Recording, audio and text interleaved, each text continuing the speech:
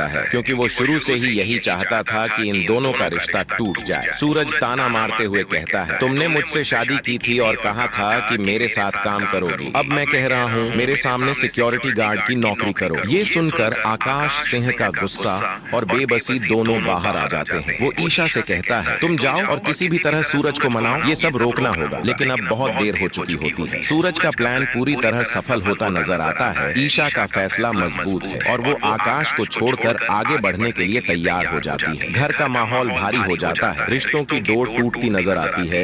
आने वाले एपिसोड में देखने को मिलेगा जबरदस्त ड्रामा और बड़ा फैसला। तो वीडियो को लाइक करें और चैनल को सब्सक्राइब करना बिल्कुल न भूलें। ईशा अपनी प्यारी सी बेटी मिशु को स्कूल छोड़ने के लिए जा रही होती है। तब रास्ते में एक बहुत ही भयानक और शॉकिंग एक्सीडेंट होने वाला होता है, क्योंकि ईशा का ध्यान अपने फोन पर होता है और वह किसी गहरी चिंता में डूबी होती है। उसके चेहरे पर खौफ और डर साफ नजर आ रहा होता है, क्योंकि उसे अपने उसी शैतान पति आकाश की धमकियां याद आ रही होती हैं। और इसी उधेड़-बुन में जब ईशा सड़क पर चल रही होती है, तभी अचानक मासूम मिशु का ध्यान सड़क के दूसरी तरफ खड़े एक रंग बिरंगे आइसक्रीम वाले पर चला जाता है और वह बच्ची बिना कुछ सोचे समझे खुशी से उछलते हुए उस आइसक्रीम वाले की तरफ भागने लगती है। लेकिन तभी अचानक मिशु का छोटा सा पैर सड़क पर पड़े एक पत्थर से टकराता है और वह फिसलकर बीच सड़क पर गिर जाती है। ईशा जब तक कुछ समझ पाती और अपनी बच्ची की तरफ दौड़ती, तब तक बहुत देर हो चुकी होती है, क्योंकि ऊपर से एक बहुत ही भारी और विशाल लोहे का पोस्टर सीधा उस मासूम मिशु के ऊपर गिरने वाला होता है। ईशा की चीख निकल जाती है और उसकी आंखों के सामने अंधेरा छाने लगता है। उसे लगता है कि आज वह अपनी जिंदगी, अपनी सबसे प्यारी बच्ची को खो देगी। लेकिन तभी वहां पर एक मसीहा की तरह और बिजली की रफ्तार से भागते हुए हमारे असली हीरो यानी सूरज की एंट्री होती है। सूरज की नजर जैसे ही उस छोटी सी बच्ची पर पड़ती है जो मौत के साए के ठीक नीचे होती है, वह अपनी जान की परवाह किए बिना